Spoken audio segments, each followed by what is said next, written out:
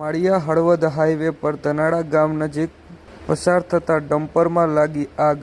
બાબતે પ્રાપ્ત માહિતી મુજબ માળિયા હળવદ હાઈવે પર આજરોજ બપોરના સમયે અહીંથી પસાર થતા એક ડમ્પરમાં ધનાળા ગામ નજીક પાછળના ટાયરમાં અચાનક કોઈ કારણોસર આગ લાગતા જોતજોતમાં આગે વિકરાળ સ્વરૂપ ધારણ કરી લીધું હતું અને ડમ્પરનો પાછળનો ભાગ આગની લપેટમાં આવી જતા જાગૃત નાગરિકોએ તાત્કાલિક બાબતની જાણ ફાયર બ્રિગેડની ટીમને કરતા ફાયર બ્રિગેડની ટીમ તાત્કાલિક ઘટના સ્થળે દોડી જઈ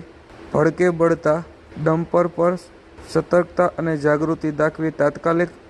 પાણીનો મારો ચલાવી